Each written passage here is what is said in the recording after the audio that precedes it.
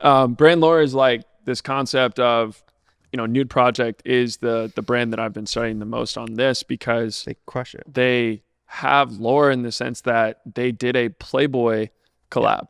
And so as a result of them doing this Playboy collection, which had a bunch of stuff featuring the Playboy bunny, they actually rented out a mansion and brought all of their team and some influencers to that mansion. And during the course of that, they shot content every single day, whether that was photo shoots for the products, whether that was, they did a Love Island skit, like they did all sorts of different stuff. And you're watching this thinking, what? Am I watching a YouTuber or am I watching a brand? There's no real distinction. There's no disconnect really between the two. What's interesting is, so Full Send and the Nelk Boys did this a long time ago. They kind of pioneered this because they started with merch. Before they did Happy Dad, they actually used to just sell like Full Send merch. And they would always plug the merch drop in their YouTube videos. And now what you're seeing is a brand like Nude Project, who was e-commerce first, right? The creative stuff came second. They're able to seamlessly inject all of their different collections into their content. So that was the Playboy collection. So when you look at their most recent collection, which is the First Class and Fried Chicken, they're leading up to this with all sorts of 420 Snoop Dogg skits and with a fake Snoop Dogg. Yeah, with a fake Snoop Dogg. And they have this entire content series where Bruno is smoking a joint, watching it, and in a brainstorming session with his creative director, talking about his idea for this. And the guy's like, this is the dumbest thing ever. And then they lead into, well, we're doing it anyway. And, to your point about the in-person stuff, like they just opened up a new store in La Roca in Spain. They got mad. Yeah, they have mad stores. Well, they're huge. I think they're even they're big in the US, but I think they're even bigger in Europe. They're huge but they're only doing, not only, but 30, 40 mil. Yeah, I mean, like stores are big investments. I've been learning a lot about that, like just from Tier CEO, and like it is a lot of money to have a store, 100%, a retail front. I mean, and like the payback period's crazy. Yeah, but how do you get your store to actually have good foot traffic? It's injecting a lot of your brand into it. Yeah. And so what they did is they opened up this store inside of what used to be a library, and so now it's like this combination of a vinyl shop and a library, but also it's a place where they're merchandising all of their stuff.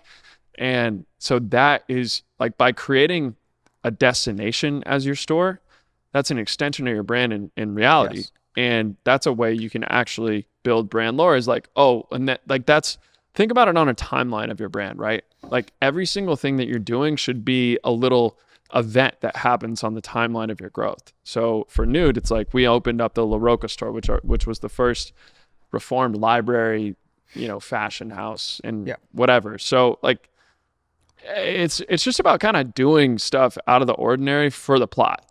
That's what brand lore is about. Like, don't just like run Facebook ads and hope it works. And especially, I mean, a lot of people, spin up a drop shipping thing, or like whether you're in the supplements industry, electronics, it doesn't matter. It's like, find that story and find those events that will continue to build towards that story to make it more interesting. 100%. And, it'll pay off in the long run. They just have the whole flywheel down packed, right?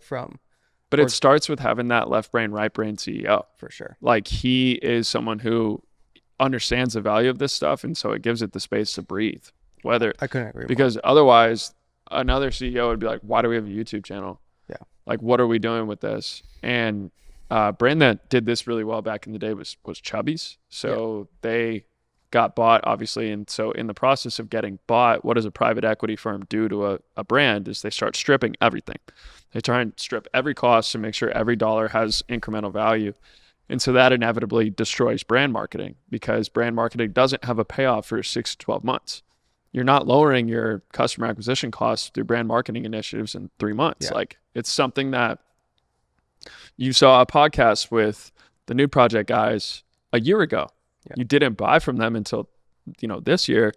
Well, now that you like saw that a year ago, it makes your current affinity towards them even more powerful. Yeah. And so that's a brand marketing initiative. It wasn't like running a Facebook ad to you at 100%. The time. And, connecting those brand marketing initiatives to the P&L, I think is going to be a huge wave over the next couple of years, because these ad platforms are getting worse and worse. Like, and just generally that's people's preferences too, is like, they don't want to be advertised as much. And I think the other thing to consider there is when you have the brand marketing dialed, you don't mind getting hit with an ad from a brand that you love. I 100%. get hit with Nude Project and Represent ads and Kith and whatnot, and like I'm fine with them. They because they feel native to my feed because I'm already within their ecosystem. Yeah. And so when I look at it through that lens of, okay, how is this going to impact return on ad spend down the road or in your attribution, all of these things, it is that 6 to 12 month thing, if not longer, where these are the things that I have to do now so that 12 months down the road, we're getting that impact on the ad side, because during this 6, 9, 12 months, we were doing nothing but trying to build that brand affinity. We were trying to do nothing more than get people within our ecosystem and getting them to love us and trust us and feel like they're behind our mission and our values and all of that, which is it's a hard game to play, and it's one that does take cash. But when we're talking about a brand that's not, that could turn off paid ads, right, and still win, like Yeah. that is what we're looking at. And so, what happens when you create this brand lore? It gives you more creative freedom with your ads because they're still running paid ads to drive sales for this collection. And what's really interesting when you start to dig into their meta ads library is these aren't your typical direct response, collection out now, limited stock available, go get it. It's this specific ad that we're going to put up is he just goes, fuck, they didn't have green loafers. And it's just all of the green items from their collection.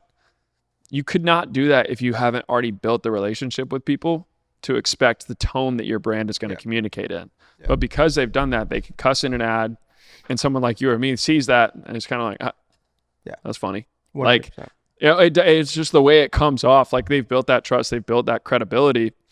And to your point about pattern interruption and standing out, you have to be able to stand out. Well, how do you do that? It's by earning trust with an audience and then being able to communicate in a way that's different so that they don't feel turned off that it's an ad. It's like, this is kind of funny. It's like almost like a meme, right? So let me show you how you can grow your brand like Erewhon. So let's be real, a 6-year-old brand integrating influencer marketing into their strategy. It's pretty interesting. So the idea is then what's stopping your brand from doing the same thing? I get it. Sourcing and sealing deals with influencers is a nightmare. Using spreadsheets, we know that's not easy. And tracking deliverables is insanely tedious. And most of the time, influencers just drop the ball. But here's the thing. It's 2024 and we have way better solutions than what we did even a year ago, and definitely in comparison to what we had 10 years ago. And that's where Sorrel comes in. Because with Sorrel, you can build a list of influencers. So think of like a CRM, but for influencer marketing. You can send out automated outreach sequences, and you could create and track relationships at different stages of the funnel. Working with a top of funnel influencer versus a bottom of funnel influencer is a different thing, and they have different requirements and different content needs. But here's the craziest part for brands like yours.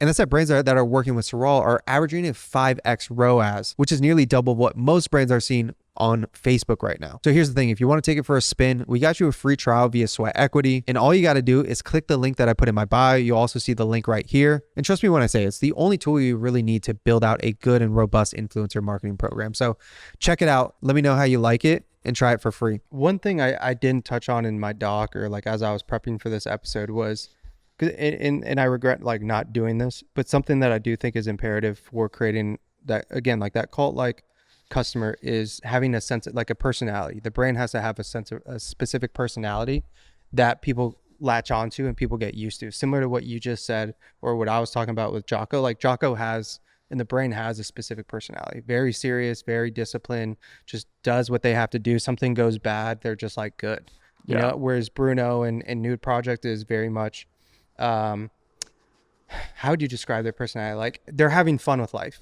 Yeah, it's chaotic. Yeah.